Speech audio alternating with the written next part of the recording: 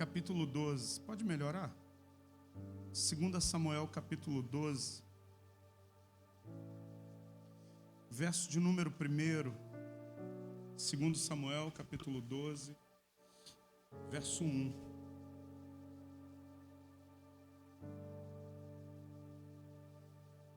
Eu estou desde domingo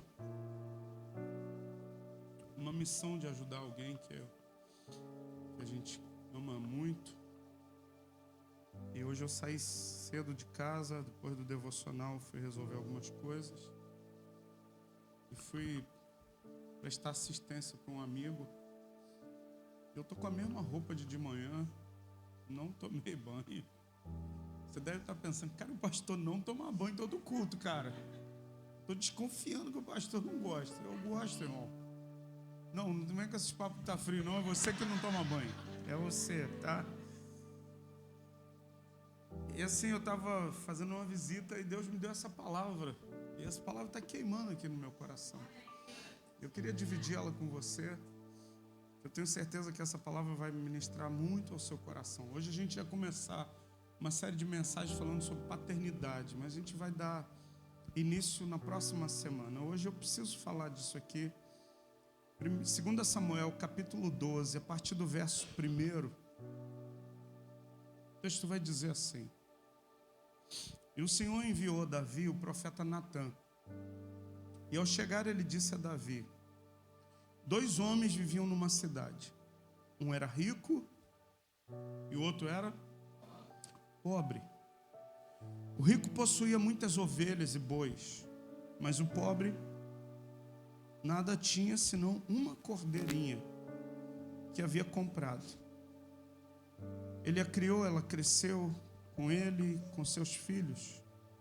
Ela comia junto dele, bebia do seu copo e até dormia em seus braços. Era como uma filha para ele. Certo dia, um viajante chegou à casa do rico e esse não quis pegar uma de suas próprias ovelhas ou de seus bois para preparar-lhe uma refeição.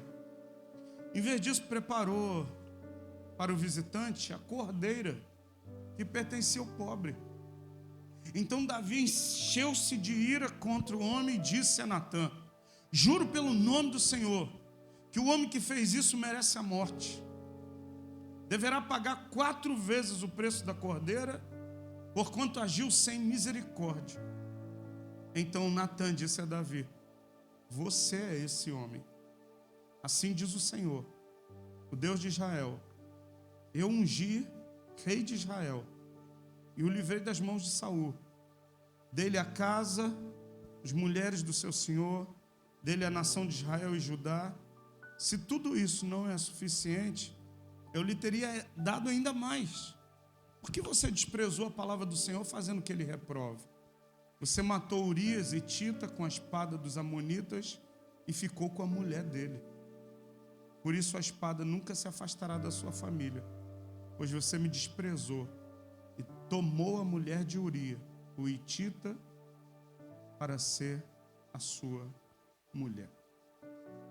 Esse texto vai falar do adultério do rei, um dos maiores que Israel já teve, Davi. Davi foi um rei assim,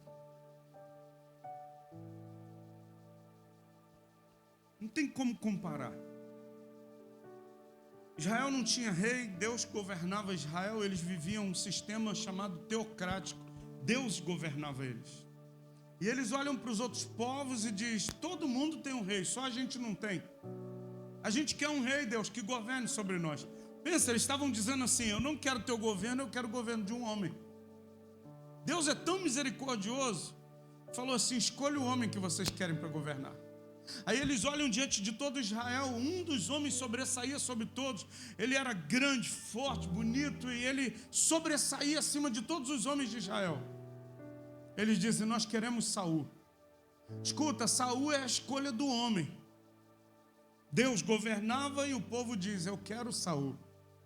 Tem coisas que Deus nos dá que não é a vontade dele, é a permissão dele. Olha para o seu vizinho e diz assim: tem coisas que você está vivendo que não é a vontade de Deus, é a permissão dele na sua vida. Tem coisas que você está colhendo e você diz: poxa, por que eu estou vivendo isso? Permissão de Deus para você. Deus não queria isso para ti, não. Mas você ficou, Deus, eu quero isso. Aí Deus permite, não é a vontade dele. A vontade dele, diz a Bíblia, que é boa, perfeita e agradável. Eu desejo que você saia desse culto para viver a vontade boa, perfeita e agradável de Deus na sua vida, em nome de Jesus. Esse mesmo rei, que é escolhido pelo povo, Saul, diz a Bíblia que ele faz o que Deus desaprovava e Deus diz, olha, o reino hoje foi tirado de você.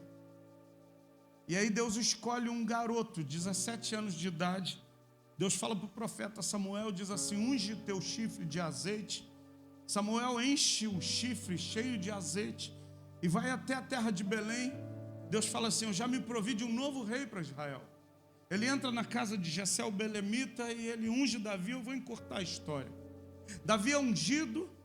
Depois da unção, Davi começa um tempo de fuga. São anos fugindo porque Saul, ele entendeu, cara, o que falta para esse garoto se não o trono? Vou matar ele antes. Só que o Davi era o garoto que pegava sua harpa e ele tocava e o demônio saía do Saul. Era o Davi que servia no palácio e ao mesmo tempo que servia não estava sendo, coberto pelo rei. E ele começa a viver em fuga daqui para ali, até que chegue o tempo do estabelecer de Deus na vida dele. Eu quero dizer para você em segundo lugar, Deus sempre tem um tempo de estabelecer tudo na nossa vida. O tempo de Deus estabelecer algo na sua vida vai chegar. Eu vou repetir, o tempo que Deus vai estabelecer algo na sua vida vai chegar. Você não precisa forçar a maçaneta, empurrar a porta. Deus abre a porta, estende um tapete vermelho, chama os trombeteiros, chama até os teus próprios inimigos para ver e vivenciar aquilo que Deus quer fazer na sua vida. Eu vou passar a dar meus cartões. Fica tranquilo, porque quando Deus deseja honrar alguém, Ele é especialista. Ele não faz isso debaixo da cama, Ele não faz isso às esconderijos, nos escondidos, não. Quando Deus vai honrar alguém, irmão, Ele prepara um cenário maravilhoso. Eu quero dizer que tem um cenário maravilhoso que já está sendo preparado para o tempo da sua honra, da minha honra. Você crê nisso em nome de Jesus? Diga glória a Deus. Escuta, Davi começa a governar e o governo de Davi é excelente. Ele sai para as manobras militares e sempre que volta, volta vitorioso. Estabelece um tempo de paz sobre o governo de Israel e tem uma guerra que Davi não vai. A terceira coisa que eu quero dizer para você, nunca falte uma guerra. Eu vou repetir para você até que o Edson ele arrume o som direito. Nunca falte uma guerra. Pode ser a guerra que você vai faltar. É o momento do seu tropeço, da sua queda. Porque a Bíblia diz que Davi, ele não vai para uma guerra, Davi. Ele fica até mais tarde em casa. E quando ele acorda um pouco mais tarde, ele vai na sacada do palácio e ele olha e tem uma mulher tomando banho. Ele diz, eu vou pegar essa mulher. Ele fala, eu vou deitar com essa mulher. Ele vai saber quem é essa mulher. É a mulher de um dos teus generais, o Urias. Fala, manda essa mulher vir aqui que eu vou me deitar com ela. Davi se deita com a mulher, comete um ato de adultério. Só que ele, olha que mente, um homem segundo o coração de Deus. Além de cometer adultério, ele sabe que é a esposa do Urias, ele manda chamar Urias na frente da batalha. E faz uma carta, entrega a carta na mão de Urias e diz, olha, entrega essa carta na mão de um dos comandantes que estão na frente da batalha. A carta dizia, coloque Urias na linha de frente de guerra. Quem ia lá na linha de frente de guerra eram os primeiros a morrer. Davi comete um adultério e agora está seguido de homicídio. Urias está levando inocente. E o Davi, antes de entregar a carta, ele diz, vai lá se deitar com a sua mulher. Ele diz, não, meu senhor, eu sou um homem fiel.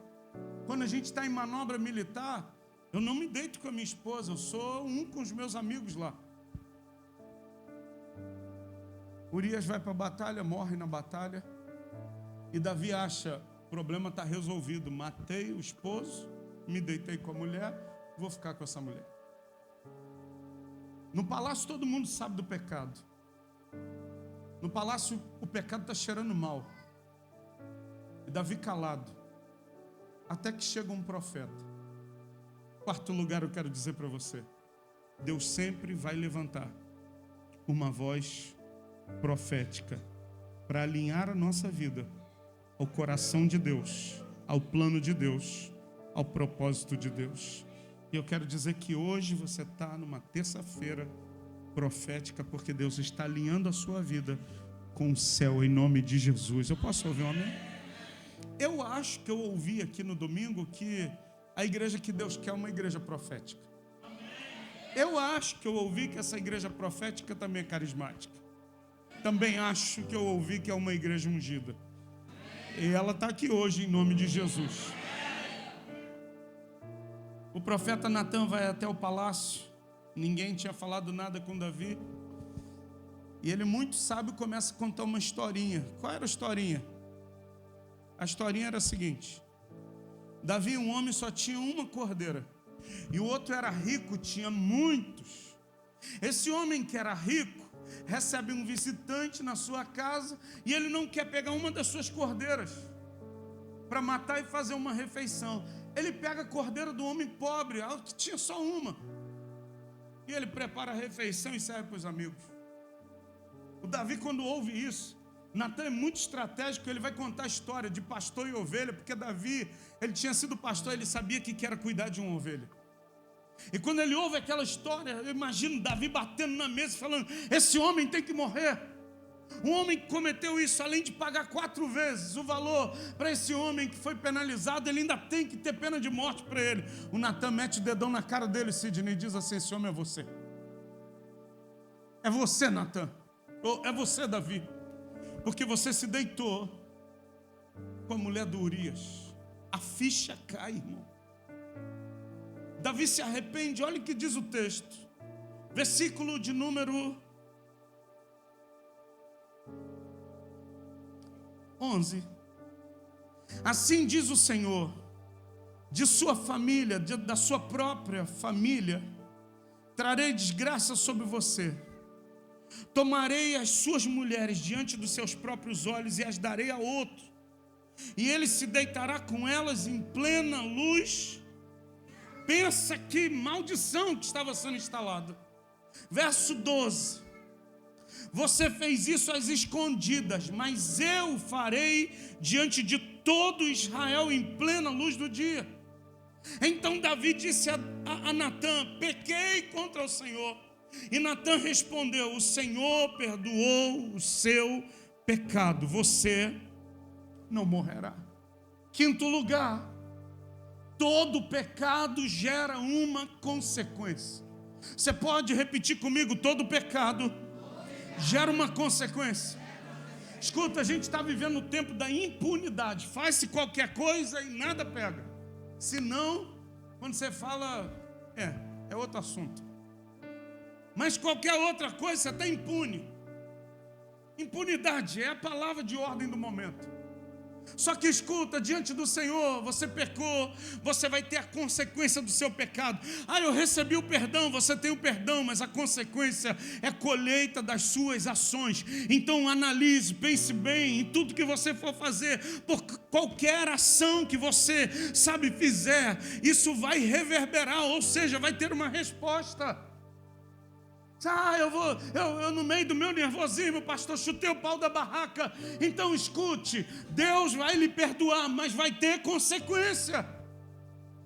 Eu estava com a cabeça quente. Ok, você vai receber o perdão de Deus, mas a sua cabeça quente vai lhe trazer consequências. Você está entendendo? Escuta, é uma palavra pastoral. Eu estou querendo cuidar da igreja, porque nos nossos momentos de desequilíbrio, que a gente toma atitudes e ações que comprometem o nosso futuro, comprometem nossa casa, comprometem nossa família, compromete o futuro profissional, compromete a vida dos filhos. Então pense bem antes de você tomar qualquer atitude. A minha mãe tem um costume de dizer para botar farinha na boca antes de falar qualquer coisa. É umas coisas que ela tem umas frases assim poderosas, hein? Eu vou falar para você: põe farinha, sal, bota o que for, mano. Mas cuidado quando você falar. Cuidado. Eu aprendi com o meu pastor que uma palavra pode começar uma guerra, mas também pode selar a paz. Uma palavra eu posso construir, mas uma palavra eu posso destruir anos de trabalho. Outro dia eu e a Cristiane, a gente saiu para tomar um café, a gente estava conversando. Ela falou, amor, eu falei uma palavra para uma pessoa. A pessoa me deu um abraço, falou, ai, foi tão bom para mim. Para ela foi uma palavra simples. Para a pessoa, era tudo que a pessoa estava precisando ouvir. Assim como uma palavra eu posso construir algo, uma palavra eu posso destruir a vida de uma pessoa. Então cuidado o que você fala. Cuidado aquilo que você sabe está proferindo. Irmão, eu tenho um cuidado tão grande com aquilo que está saindo da minha boca. Sabe por quê? Eu sei, sabe a autoridade que eu tenho, eu sei a posição que eu estou, e uma palavra que eu fale para você, eu posso, sabe, produzir vida de Deus em você. Uma palavra que eu fale para você, no meu desequilíbrio, eu posso matar a sua vida espiritual. Ah, mas eu não sou pastor, posso falar o que for. Cuidado com aquilo que está saindo da sua boca. Quantos são casados aqui? Levanta a mãozinha assim. Os homens, fica só os homens com a mão levantada.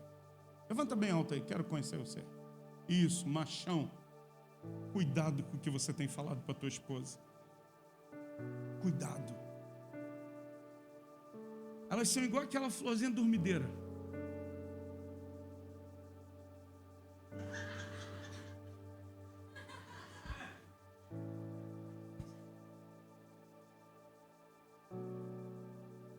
Tocar um pouquinho mais pesado, se fecha todo. E aí tem um varão de noite, tá, irmão, florzinha está fechada, irmão, não tem festinha não, querido. Tem cultinho de avivamento não. E tem o outro lado, as irmãzinhas que são casadas aí, levanta a mãozinha aí. Mas levanta alto agora, irmãzinha, não fica encolhida não, aleluia. Ô Santinha, ah, mas a mulher tem que falar muito. Cuidado com o que você fala. Ah, mas homem é tudo brucutu, não sente. Eu conheço uns homens aí que andam ouvindo algumas coisas. Ô pastor, cuidado com o que você fala, minha irmã. Você pode jogar o seu marido no colo da Jezabel e depois você vai falar que ele é sem vergonha. Cuida do seu marido. Alimente bem ele. Cuide do seu casamento. E tem para você também, jovenzinho, que está pensando que vai passar desapercebido. Você que é filho, levanta a mão aí. Levanta a mãozinha. Não encolhe não, que eu estou te vendo. Levanta bem alto aí. Isso aí, beleza. Cuidado com o que você fala para os teus pais. Tem 3 lá em casa. Eu acho que eu já passei dos 5 milhões gastando dinheiro com essas meninas. Porque pai investe, irmão, desde o nascimento. A Manu, desde que nasceu até hoje, 16 anos, eu já gastei, foi dinheiro com essa moça aí. Raquel tem 6, acho que eu já gastei quase o valor que eu já gastei com a Manu.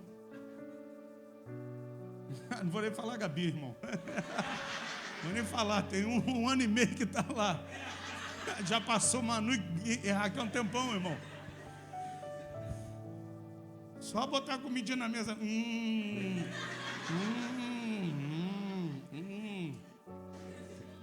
Terrível, né, meu amor? É terrível.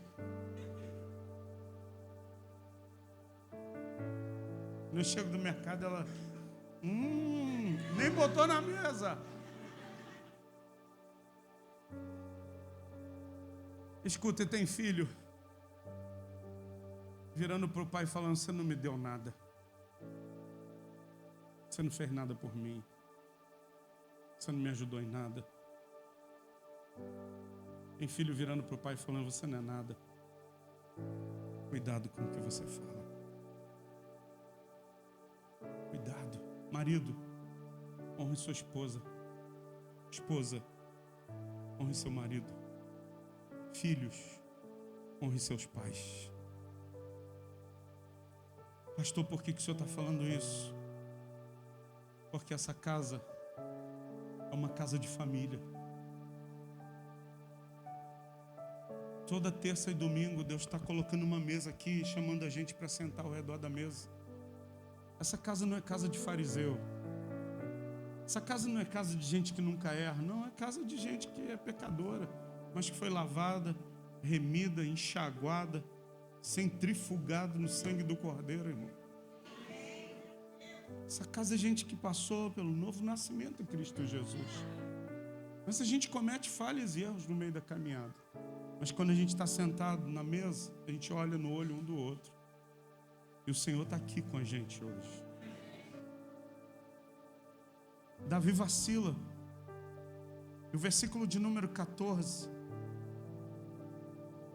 ele vai dizer assim: entretanto, uma vez que você insultou o Senhor, o menino morrerá. Pensa o profeta, o Natan estava sendo duro demais. Primeiro ele mete o dedão na cara do Davi e diz: o homem que fez isso foi você. O Davi reconhece: eu pequei, erro meu, falha minha. Deus fala: olha, vai ter consequência das suas falhas. Não vai faltar espada na sua casa. Seus filhos vão fazer isso com as suas mulheres à luz do dia. Você fez as escondidas, seus filhos vão fazer isso com as mulheres diante de todo Israel. Os filhos de Davi fazem isso. A espada não sai da casa de Davi. Filho contra filho brigando. A família de Davi foi um excelente rei, mas a casa dele destruída. No versículo 14, Natan diz: olha, porque você insultou o Senhor, o menino vai morrer. Betseba estava grávida. Aí o verso 15, acompanhe comigo.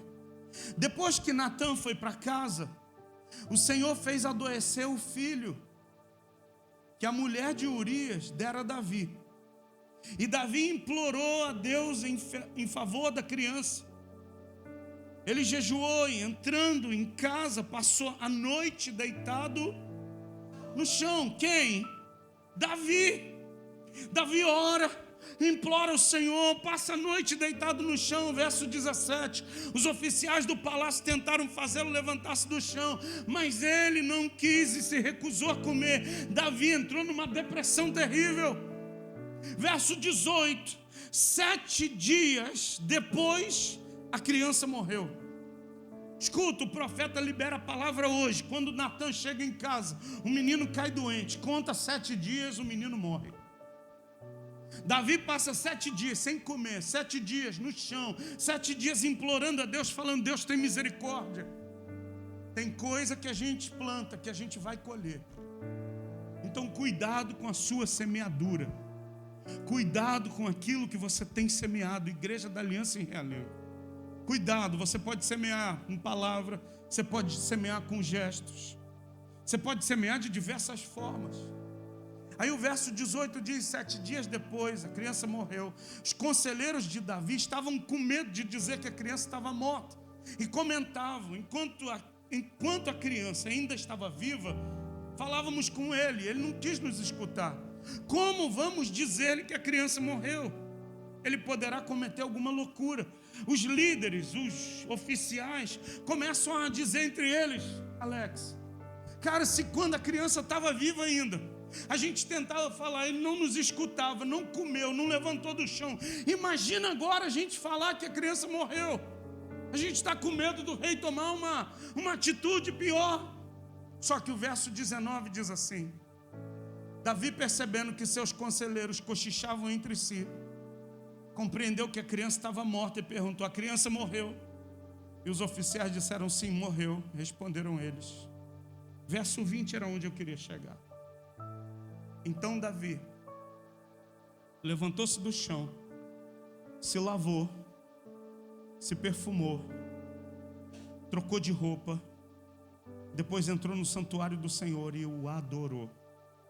E voltando ao palácio, pediu que lhe preparasse uma refeição e comeu. Pastor,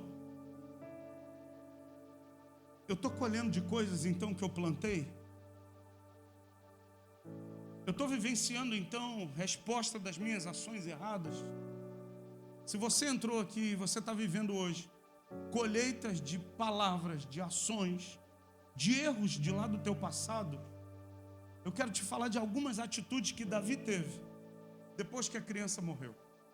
Porque essa casa não é uma casa de acusação, mas essa casa é uma casa de reconciliação. Eu vou repetir para você, essa casa não é uma casa de acusação, de colocar um fardo pesado, de imputar a você, olha, tudo isso é culpa sua. Não, essa casa é uma casa de te reconciliar de novo com Deus. Vai te conscientizar, olha, o que você está vivendo, resposta da sua semeadura. Agora você vai semear uma nova semente para você ter uma colheita diferente daquilo que você está plantando. E eu quero falar sobre alguns pontos que Davi faz no versículo 20, diz assim, e eu já vou encerrar a mensagem. Davi sabe da morte do menino e ele diz, então se levantou do chão, se lavou, se perfumou e trocou de roupa. Eu quero falar desses 4 pontos. Número 1, hoje é dia de você se levantar. Eu não sei o que te lançou no chão, eu não sei o que te fez, sabe, cair. Talvez você esteja aqui, pastor, estou lutando contra uma depressão. Escuta, hoje é dia de você se levantar do chão. Número 1, Davi se levanta do chão. Número 2, Davi vai tomar um banho, ele vai se lavar. Ele estava 7 dias sem tomar banho, 7 dias sem comer, 7 dias numa depressão. Pastor, eu entrei aqui em depressão. Levante-se do chão, vá tomar um banho, meu irmão. Se levanta da condição que você está. Deus tem algo novo para fazer na sua vida. Eu posso ouvir um amém seu? Escuta, Davi se levanta do chão. Número 2, ele vai tomar um banho. Número 3, ele pega um perfume. Escuta, irmão, se perfume. Pastor, o que é me perfumar? Escuta, quem está em depressão, é muito raro a gente ver alguém em depressão passando perfume. Porque só passa perfume quem está vivendo um bem-estar. Sabe, quem está procurando, não, eu quero estar bem.